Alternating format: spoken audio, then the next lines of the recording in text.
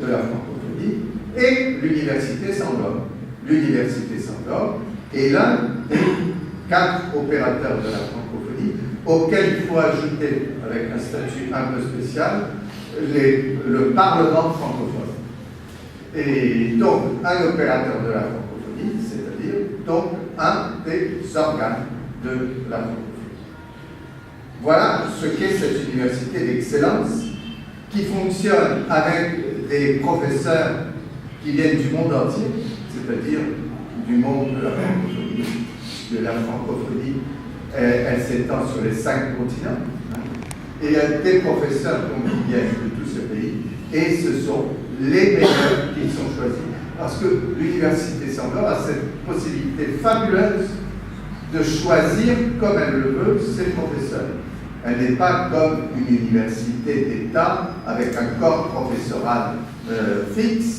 Non, elle choisit selon ses besoins les professeurs qui lui sont nécessaires dans le monde de la francophonie. Vous avez des professeurs marocains, vous avez des professeurs français, des professeurs canadiens, québécois, belges, suisses, sénégalais, vietnamiens, etc., etc. Et donc, c'est le monde francophone. Et donc, il y a à Alexandrie l'un des 2 sièges principaux, et c'est à Alexandrie qu'arrivent chaque année quelques 200 étudiants qui ont été choisis sur concours, un concours sur titre, et qui vont recevoir une bourse pour effectuer 1 ou 2 années d'études. Ce sont en général des cadres des pays d'Afrique, qui viennent pour se perfectionner. Et de fait, d'ailleurs, vous avez environ 4000 candidatures pour 200 qui sont retenues.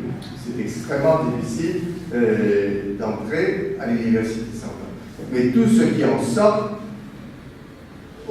sont ensuite à la tête des grandes directions des ministères, des grandes entreprises. On les retrouve à tous les niveaux, on les retrouve dans les organisations internationales. Être ancien de Sangor, ça veut dire quelque chose, ça veut dire appartenir à une grande famille. Et donc il y a les étudiants qui étudient donc, à Alexandrie, et là dans différents masters dans le domaine de la santé, dans le domaine de l'environnement, dans le domaine de la culture, etc.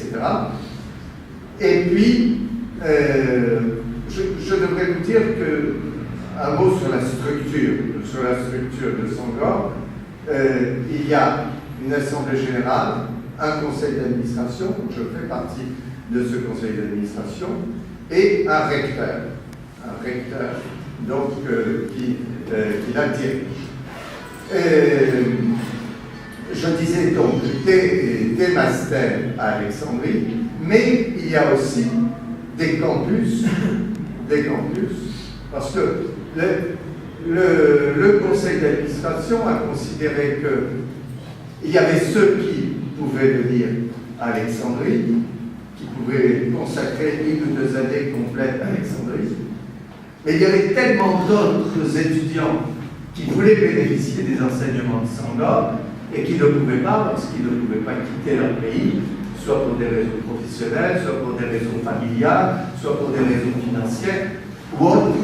Et donc, il fallait songer à se rapprocher de la demande. Et c'est comme ça que Sangor, il y a quelques années, s'est lancé dans une politique de création de campus. Et alors, c'est ainsi qu'il existe un campus au Maroc qui regroupe différentes villes, Casa, Rabat, Marrakech, ici, Fès, à l'IGA. C'est-à-dire que on est à l'Université Sangor, abrité par l'IGA, accueilli par l'IGA. Et ainsi de suite. Et vous avez un campus en Côte d'Ivoire, extrêmement important, où sont enseignés différents masters. Vous avez un campus au Burkina Faso, qui est extrêmement important aussi, vous en avez en Tunisie, etc. Donc là, ce sont des masters qui se rapprochent des étudiants et non l'inverse, des étudiants qui se rapprochent